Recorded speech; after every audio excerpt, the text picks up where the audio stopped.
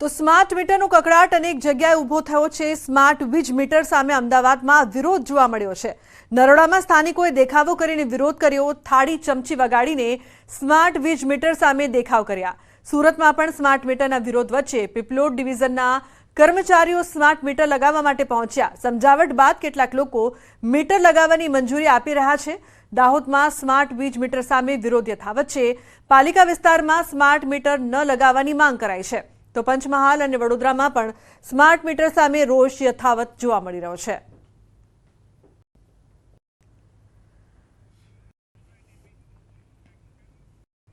તો બીજી તરફ સ્માર્ટ વીજ મીટર સામે અમદાવાદમાં પણ વિરોધ જોવા મળ્યો છે। નરોડામાં સ્થાનિકોએ દેખાવો કરી વિરોધ કર્યો। થાળી ચમચી વગાડીને સ્માર્ટ વીજ મીટર સામે દેખાવ કરવામાં આવ્યા। પ્રથમ સોસાયટીના રહીશોના દેખાવ 2 બ્લોકમાં 106 મકાનમાં સ્માર્ટ વીજ મીટર લગાવાયા। 13 મીટર લાગ્યા ત્યારે 19મીએ મેસેજમાં શુભેચ્છા આપી। 19મી મેના દિવસે જ તોતિંગ બિલ આવ્યાનો દાવો થઈ રહ્યો છે।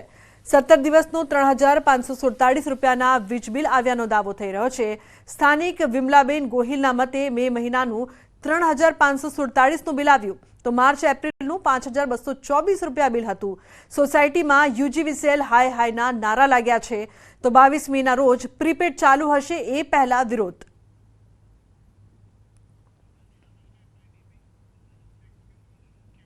તો ઠેર ઠેર રાજ્યના અનેક શહેરોમાં સ્માર્ટ મીટરનો વિરોધ થઈ રહ્યો છે। સુરતમાં પણ સ્માર્ટ મીટરનો વિરોધ જોવા મળી રહ્યો છે। પીપલોદ ડિવિઝનના કર્મચારીઓ સ્માર્ટ મીટર લગાવવા પહોંચ્યા હતા, જ્યાં કર્મચારીઓની સમજાવટ બાદ કેટલાક લોકોએ મીટર લગાવવાની મંજૂરી આપી દીધી હતી। સમગ્ર રાજ્યમાં સ્માર્ટ મીટરને લઈને વિરોધ ચાલી રહ્યો છે, ત્યારે લોકોને સમજાવવાનું કામ અત્યારે ડીજીવીસીએલના કર્મચારીઓ કરી રહ્યા છે। દ્રશ્ય સીધા જોઈ શકાય છે, સ્માર્ટ મીટર લાગી ચૂક્યા છે, પણ જે પ્રકારનો વિરોધ છે તેને લઈને 20 અથવા કહી શકાય 10 મીટર પર 1 મીટર અલગથી લગાડવાની કામગીરી ચાલી રહી છે। અહીંયા સ્થાનિક લોકો જે અધિકારીઓ છે, આપણે સીધા એમની સાથે વાત કરવાનો પ્રયાસ કરીશું। यहाँ पे स्मार्ट मीटर लग चुके हैं, जिस तरह से विरोध चल रहा है, आप क्या कहेंगे? और यहाँ पे अभी 20 मीटर या 10 मीटर पे 6 मीटर लगाया जा रहा है। हाँ, हमारे सोसाइटी में सारे आदमी को ज़्यादा बिल आने की प्रॉब्लम हो रही थी और पूरे विश्व में ही ये प्रॉब्लम आ रही है। तो हमने चौधरी साहब एमडी से मीटिंग भी की थी। उन्होंने कहा था 20 स्मार्ट मीटर पे एक पुराना मीटर लगा के चेक किया जाएगा। आज उनके आदमी आए हुए हैं। 20 स्मार्ट मीटर पे एक पुराना मीटर लगा के, माने हमारे हर टावर में 40 फ्लैट हैं, तो एक टावर में 2 पुराने मीटर लगा के चेक किया जाएगा। फिर उनका जो नतीजा होगा देखा जाएगा।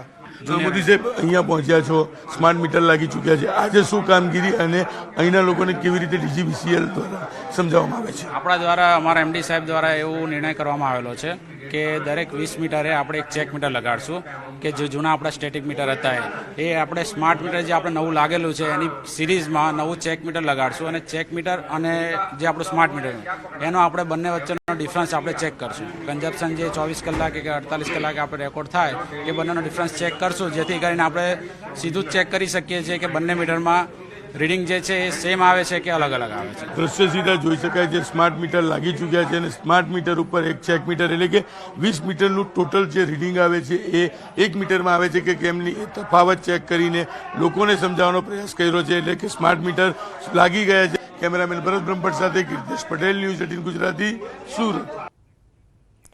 તો હવે વાત કરીશું ચોમાસું કેટલું દૂર।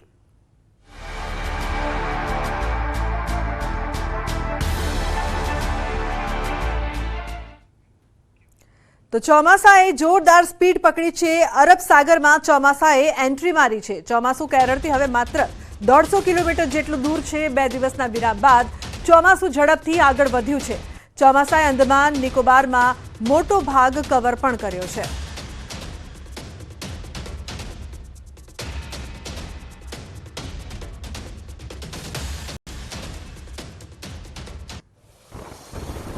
વાવાઝોડાની સંભાવના વધુ પ્રબળ બની છે। બંગાળની ખાડીમાં લો પ્રેશર સર્જાયું છે। 24 મે ડિપ્રેશન સર્જાવાની સંભાવના। અનુમાન પ્રમાણે ડિપ્રેશન બન્યો, બાદમાં સિસ્ટમ વધુ મજબૂત બનશે। હવામાન વિભાગે વ્યક્ત કર્યું છે અનુમાન। તો વાવાઝોડાની સંભાવના પણ વધુ પ્રબળ બની છે। હવામાન વિભાગ દ્વારા અનુમાન વ્યક્ત કરવામાં આવ્યું છે। બંગાળની ખાડીમાં લો પ્રેશર સર્જાયું છે।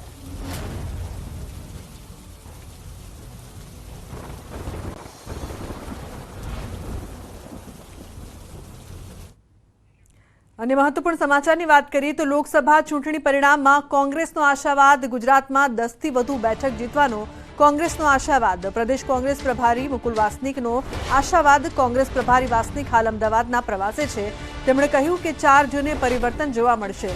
સાથે જ તેમણે કહ્યું કે કોંગ્રેસ ઉમેદવારોને મળીશું અને સજાગ રહેવા કહેવાશે। गुजरात में हम पहले से ही कहा करते थे कि 10 से अधिक सीटों पर जीतने का लोगों के समर्थन का हमें पूरा भरोसा है और ये आश्चर्य नहीं होगा अगर इस तरह के परिणाम गुजरात में आते हैं तो। और पूरे मुल्क में परिवर्तन की लहर चली हुई है। 4 तारीख को जब वोटों की गिनती होगी मैं समझता हूँ कि यहाँ पर परिवर्तन होगा।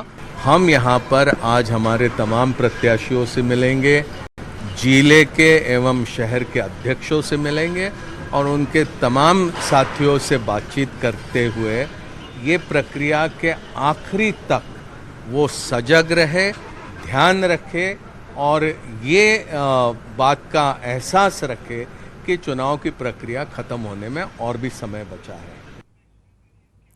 तो थोड़ा दिवस अगाऊ छोटाउदेपुरना क्वांट અને રસવાડી તાલુકાના સરકારી ગોડાઉનમાંથી તુવેર દાળનો જથ્થો ટેસ્ટિંગ માટે મોકલાયો હતો। ટેસ્ટિંગ રિપોર્ટમાં તુવેરની દાળના સેમ્પલ ફેલ થયા, જેને લઈને બંને તાલુકાના લાભાર્થીઓને હાલ તુવેર દાળ નહીં મળે। મહત્વનું છે કે સરકાર દ્વારા નસવાડી તાલુકાની 42 જેટલી સસ્તા અનાજની દુકાનો માટે 200 ક્વિન્ટલ દાળનો જથ્થો ફાળવાયો હતો અને ક્વાંટ તાલુકાના 73 જેટલી સસ્તા અનાજની દુકાનોમાં 149 ક્વિન્ટલ દાળનો જથ્થો ફાળવાયો હતો। 115 જેટલી સસ્તા અનાજના દુકાન સંચાલકોએ જથ્થો મેળવવા માટે 17 લાખ રૂપિયા જમા પણ કરાવ્યા હતા। તે નાણાં અટવાઈ ગયા છે, જેને લઈને સસ્તા અનાજની દુકાનના સંચાલકો દાળનો જથ્થો ઝડપથી ફાળવવા માટે માંગ કરી રહ્યા છે। એપીએસ દુકાનદારો દ્વારા એપ્રોક્સિમેટ 50 રૂપિયા કિલો લેખે પૈસાની ભરપાઈ કરવામાં આવેલ છે, પરંતુ રિપ્લેસ થઈને જથ્થો આવેથી રિપ્લેસમેન્ટ આવેલ જથ્થો એફઆરએલ દ્વારા પાસ થશે તો તેનું વિતરણ અત્રેથી કરવામાં આવશે। અને મહત્વપૂર્ણ સમાચારની વાત કરીએ તો Mumbai Ahmedabad bullet train project અંતર્ગત 16 કિલોમીટરની ટનલ માટે 76,000થી વધુ સેગમેન્ટ તૈયાર કરવામાં આવશે। બાંદ્રા કુર્લા કોમ્પ્લેક્સ અને શિલફાટા વચ્ચે 21 કિલોમીટરની ટનલનું निर्माण ચાલી રહ્યું છે। કુલ લંબાઈમાં 16 કિલોમીટરનું 3 ટનલ બોરિંગ મશીનનો ઉપયોગ કરી ખોદકામ કરવામાં આવશે, જ્યારે બાકીના 5 કિલોમીટરનું ખોદકામ ન્યૂ ઓસ્ટ્રિયન ટનલિંગ પદ્ધતિનો ઉપયોગ કરીને કરવામાં આવશે।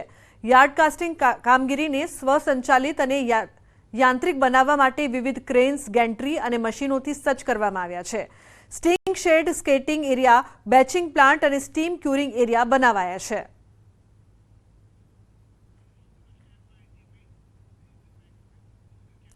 ખેડાના કાજીપુરા પાસે ગોડાઉનમાં ભીષણ આગ લાગવાની ઘટના સામે આવી છે। નેશનલ હાઈવે નંબર 48 પર આવેલા વેરહાઉસમાં આગ લાગી હતી।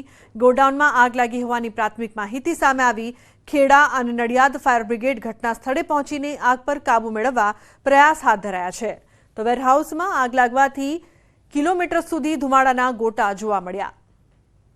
તો આગ લાગવાનું કારણ હજુ અકબંધ।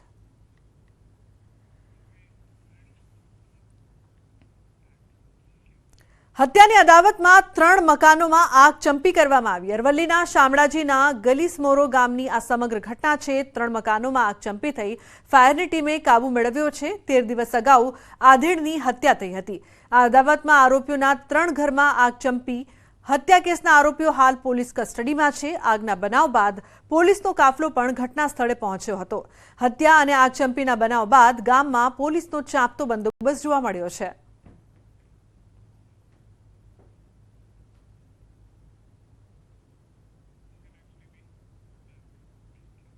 તો અમદાવાદમાં નિકોલમાં આગ લાગવાની ઘટના સામે આવી છે। રામદેવ એસ્ટેટમાં આવેલા એલઈડી બનાવતી ફેક્ટરી લાઇટ પેલેસના ગોડાઉનમાં વહેલી સવારે આગ લાગી હતી। ફેક્ટરીમાં ફાયર એનઓસી ન હોવાનું તપાસમાં સામે આવ્યું છે।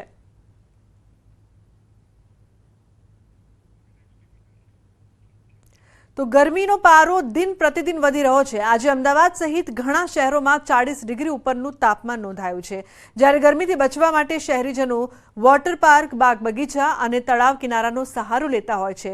પરંતુ અમદાવાદમાં આવેલા તળાવોની હાલ શું સ્થિતિ છે તે માટે ન્યૂઝ 18 ગુજરાતીએ રિયાલિટી ચેક કરી।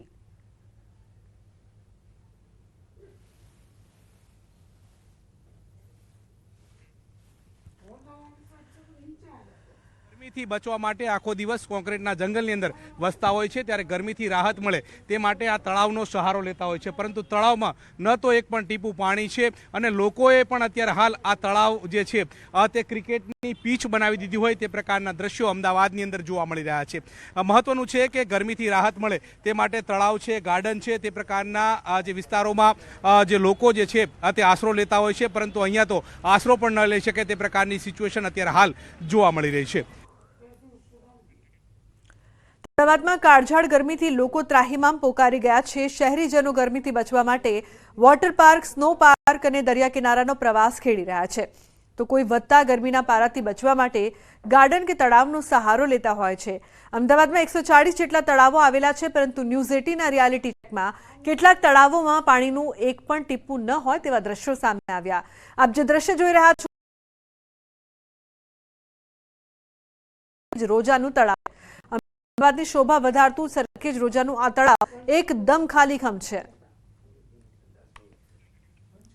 આમ તો સરખેજ રોજાનું તળાવ ઐતિહાસિક તળાવ છે, જે 600 વર્ષ પૂર્વે બંધાયેલું 17 એકરમાં ફેલાયેલું છે।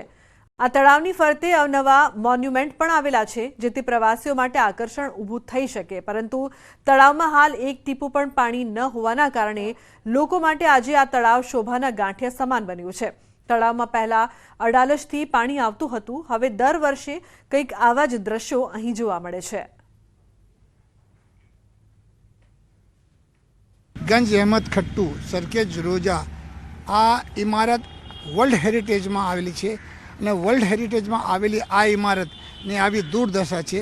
કેન્દ્ર સરકાર, રાજ્ય સરકાર કે કોર્પોરેશન આના પ્રત્યે કોઈ ધ્યાન નથી, એટલા માટે કે આ એક મોન્યુમેન્ટ છે એને અનાથ તરીકે છોડી દેવામાં આવ્યું છે।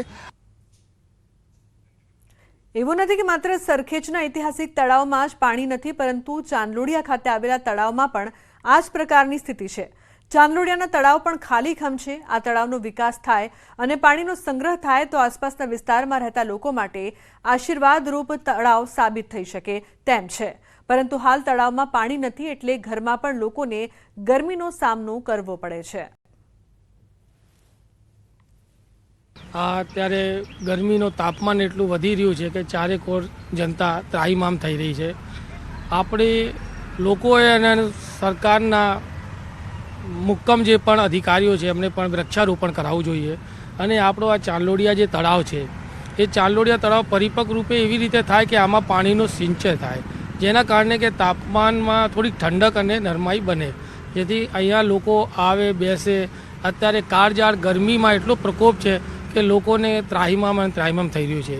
અમદાવાદમાં અનેક તળાવો આવેલા છે અને અનેક તળાવોમાં એવા પણ તળાવો છે કે જ્યાં એક પણ ટીપું પાણી ના હોય તે પ્રકારના દ્રશ્યો જોવા મળી રહ્યા છે। આ ચાંદોડિયા વિસ્તારમાં આવેલું તળાવ છે પણ મોટા વિસ્તારની ફેરવાયેલું છે, પરંતુ ત્યાં નતું પાણી જે છે તે જોવા મળી રહ્યું છે। પક્ષીઓ પણ ઉડી રહ્યા છે, પરંતુ પાણી નથી તે પ્રકારના દ્રશ્યો જોવા મળી રહ્યા છે। જોકે ફરતે ફરી શકે, લોકો ગરમીમાં રાહત અનુભવી શકે તે પ્રકારની વ્યવસ્થા છે, પરંતુ કાળઝાળ ગરમીમાં લોકો નદી કિનારે કે તળાવ કિનારે આવે પરંતુ ત્યાં પાણી ના હોય તો શું કરે તે પ્રકારની સ્થિતિ નિર્માણ જે છે તે અમદાવાદમાં જોવા મળી રહી છે અને આ જ ચાંદોડિયા વિસ્તારનું તળાવ છે કે તે પણ પાણી વિના શૂનું હોય તે પ્રકારના દ્રશ્યો જોવા મળી રહ્યા છે। કેમેરા પર્સન અમિત શર્મા સાથે ગૌતમ શ્રીમાળી, ન્યૂઝ 18 ગુજરાતી, અમદાવાદ। તો શહેરના મોટા તળાવની જેમ રાણીપમાં પણ આવેલું તળાવ તંત્રની ઉદાસીનતાનો ભોગ બનેલું છે। ચાંદલોડિયા હોય, રાણીપ હોય કે પછી સરખેજ હોય, આ તમામ તળાવો ઉનાળાના સમયમાં બંજર મેદાન જેવા થઈ ગયા છે। અમદાવાદમાં આમ તો કોર્પોરેશન હસ્તક અંદાજિત 113 જેટલા અને કલેક્ટર હસ્તક 30 જેટલા તળાવો આવેલા છે, પરંતુ આ તળાવમાં ઘણા ખરા તળાવો ખાલીખમ છે। ઉનાળાના સમયમાં આ તળાવોમાં પાણી ભરવામાં આવે તો લોકોને ગરમીથી રાહત મળશે।